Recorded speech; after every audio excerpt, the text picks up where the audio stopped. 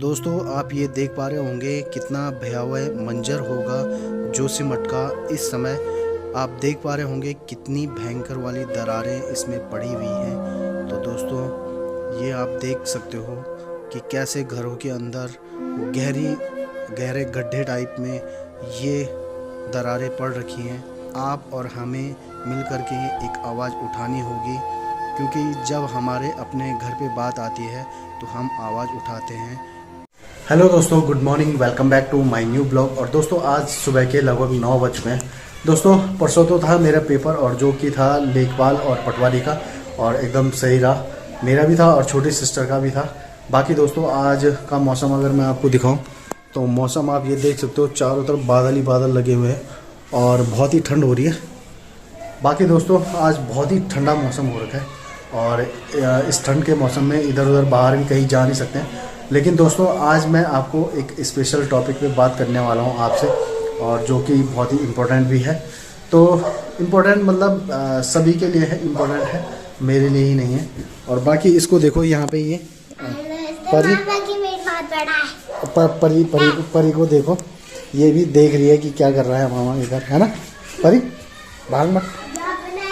हाँ तो दोस्तों उस टॉपिक पे भी बात कर लेते हैं, तो चलिए शुरू करते हैं। तो दोस्तों आज मैं आपसे बात करने वाला हूँ जोशीमठ की। और जोशीमठ की बात क्यों करने वाला हूँ, क्योंकि आजकल आप डेली न्यूज़ में देख रहे हैं कि जोशीमठ में क्या चल रहा है और कितनी दरारें आए हैं, कितने लोग बेघर, मतलब घरों से बेघर हो चुके हैं। बाकी दोस्तों अभी तक अगर आपने न्यूज़ भी देखा होगा तो 700 से भी ज़्यादा मतलब लोग घरों से बेघर हो चुके हैं। और आखिर क्या रीज़न है ये दरारें आने का, तो ये न तो मुझे पता है न आपको पता है, लेकिन फिर भी दोस्तों एक स्टैंड लेना पड़ेगा। और वो स्टैंड क्यों लेना पड़ेगा, क्योंकि एक उत्तराखंडी होने के नाते आपको लेना पड़ेगा स्टैंड, क्योंकि बहुत सारे लोग घरों से बेघर हो गए हैं। जब हम लोग आवाज़ उठाएंगे तब जा कर के उन लोगों को अपना घर वगैरह आशियाना मिलेगा, वही तो नहीं मिल सकता, लेकिन उसके जगह पे कहीं ना कहीं उनको रहने का ठिकाना मिल जाएगा।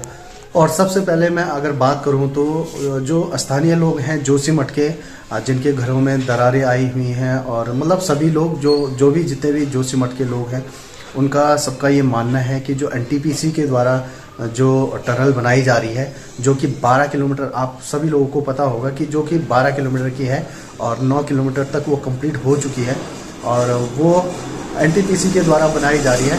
तो एक रीज़न वो भी है, और उसमें एनटीपीसी ने भी मतलब एक वो क्लियर कर दिया है कि जो एनटीपीसी आज मतलब अभी 1-2 महीने से नहीं बना रही है, वो भी कई सालों से उस पर काम कर रही है जो टनल है। और इसलिए उसने साफ किया है कि उसको मतलब इसका दोषी न माना जाए कि इसमें मतलब एनटीपीसी का कोई हाथ है।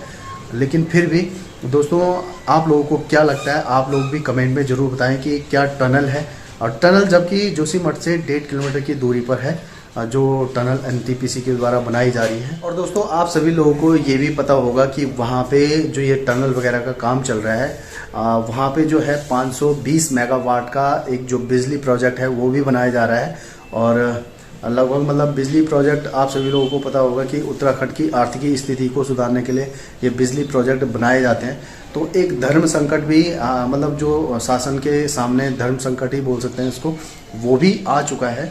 क्योंकि जो बिजली प्रोजेक्ट बनाए जाते हैं वो आर्थिक स्थिति को सुधारने के लिए बनाए जा रहे हैं उत्तराखंड में तमाम सारी जगह पे, जहाँ पे भी अभी तक बने हैं वो आर्थिक स्थिति को सुधारने के लिए बनाए गए हैं। तो इसमें सबसे पहले तो धर्म संकट उनके सामने ये है कि सबसे पहले जोशीमठ के जो लोग हैं उनको बचाना है धर्म संकट, और दूसरा ये है कि पर्यावरण भी देखना है, और तीसरा ये है कि या तो आर्थिक स्थिति देखें उत्तराखंड की। तो तीनों में किस किस को देखा जाए, ये धर्म संकट प्रशासन के सामने है कि आर्थिक स्थिति देखे या उन लोगों को देखे जिनके जो घरों से बेघर हो चुके हैं, या फिर पर्यावरण को देखे। कहीं ना कहीं पर्यावरण को भी जरूर देखना होगा। जो ये जो मकानों में दरारें वगैरह, ये भी कहीं ना कहीं पर्यावरण को मतलब कहीं ना कहीं इसका इफेक्ट जा रहा होगा पर्यावरण पे, और इसको भी मतलब ये एक धर्म संकट में पड़ चुकी है प्रशासन। और अब इसमें देखना ये होगा कि सबसे पहले तो इसका रीज़न ढूंढना होगा कि ये दरारें आखिर आई क्यों हैं, जबकि एनटीपीसी ने भी साफ कर दिया है कि हमारी वजह से, हमारी कंपनी की वजह से कोई भी इसमें मतलब रोल नहीं है इसका। और ये आखिर आई क्यों हैं ये दरारें, आप लोगों को भी जानना होगा। भले ही ये मामला सुप्रीम कोर्ट में भी चले गया है दोस्तों, और हम लोगों को भी आवाज़ उठानी होगी, क्योंकि हम एक उत्तराखंडी होने के नाते हम लोगों को भी ये आवाज़ें उठानी होंगी, और तभी जा कर के जोशीमठ को सेव किया जा सकता है। और दोस्तों सबसे पहले तो बात ये भी आती है कि अगर मतलब कोई जो स्थानीय लोग हैं उनका मानना ये भी है कि वो संवेदनशील इलाका भी है। जैसे अगर एक भूकंप का झटका आता है तो उसमें पूरा जोशीमठ मतलब तबाह हो जाएगा। तो अगर ऐसा संवेदनशील इलाका अगर है तो वहाँ पे सबसे पहले तो बिजली प्रोजेक्ट वगैरह नहीं बनाए जाने चाहिए। दूसरा, आपका जो टनलें वगैरह हैं वो नहीं बनाई जानी चाहिए। और ये मतलब मेरा ही सोचना नहीं है, आप लोगों का सोचना भी होगा। लेकिन आखिर टनलें क्यों बनाई गई, कुछ ना कुछ रीज़न ज़रूर होगा जो कि जानना बहुत ज़रूरी है। तो वो भी आप न्यूज़ पे आजकल डेली सुन रहे होंगे। तो ये भी कुछ चीज़ें हैं। और दोस्तों ये जो परियोजना है ये विष्णुघाट परियोजना है, जो कि एनटीपीसी के द्वारा बनाई जा रही थी। और ये 12 किलोमीटर लंबी टनल थी जिस पे एनटीपीसी काम कर रही है, जिसको स्थानीय लोग मतलब वो मान रहे हैं, जिसकी वजह से मतलब यहाँ पे मकानों में दरार आई है, वो टनल को मान रहे हैं। लेकिन जो एनटीपीसी का कहना भी ये है कि वो लगभग 2004-05 से यहाँ पे काम कर रही है इस परियोजना में जो टनल है उस पर काम कर रही है 2005 से। और 2005 से आज पहली बार ये हुआ है, जबकि ये टनल जो है 1.5 किलोमीटर दूरी पे है जोशीमठ से, तो इसका कोई भी रोल उसमें नहीं है। तो दोस्तों इसमें एक ही चीज़ जाननी है कि आखिर ये किस चीज़ की वजह से ये दरारें आई हैं। और दूसरा एक चीज़ और, स्थानीय लोग वहाँ पे ये भी कह रहे हैं कि जो 1976 में मिश्रा कमीशन की रिपोर्ट थी वो किनारे क्यों करी, जो प्रशासन था उन्होंने किनारे क्यों करा। तो ये भी एक रीज़न थोड़ा सा मतलब उसमें कहीं ना कहीं कुछ चीज़ें लिखी रही होंगी मिश्रा कमीशन में, कमीशन की जो रिपोर्ट थी उसमें कुछ ना कुछ चीज़ें इसके बारे में लिखी रही होंगी, तो उसको किनारे किया गया है।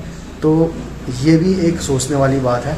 बाकी दोस्तों आप और हम लोगों को आवाज़ उठाना पड़ेगा, और आवाज़ जब उठेगी तब जा कर के प्रशासन जो है वो मतलब उनकी हेल्प करेगा, जो जोशीमठ के लोग हैं उनकी हेल्प करेगा, और उनको अपना मतलब उनको एक तरीके से, चाहे वो उनको दूसरी जगह शिफ्ट कराएं या जो भी कराएं मतलब, तो उसमें वो सहायता करेंगे। तो दोस्तों आप ये देख पा रहे होंगे कितना भयावह मंजर होगा जोशीमठ का इस समय। आप देख पा रहे होंगे कितनी भयंकर वाली दरारें इसमें पड़ी हुई हैं। तो दोस्तों ये आप देख सकते हो कि कैसे घरों के अंदर गहरे गड्ढे टाइप में ये दरारें पड़ रखी हैं, और दीवारों पे कैसी दरारें आ रखी हैं। तो ये आप सब कुछ देख पा रहे होंगे। तो दोस्तों कहीं ना कहीं आप और हमें मिल कर के एक आवाज़ उठानी होगी, क्योंकि जब हमारे अपने घर पे बात आती है तो हम आवाज़ उठाते हैं। तो कहीं ना कहीं हमें ये इनके दर्द को भी देखना पड़ेगा और अपनी आवाज़ उठानी पड़ेगी। और हम जब आवाज़ उठाएंगे तब जा कर के उत्तराखंड सरकार तक ये मतलब पहुंच पाएगा, एक उनके पास मैसेज आएगा, और जिससे इन दुखी लोगों की मतलब एक प्रकार से मदद हो पाएगी। तो दोस्तों आज के इस वीडियो में इतना ही, बाकी अगले नए वीडियो में मुलाकात होगी।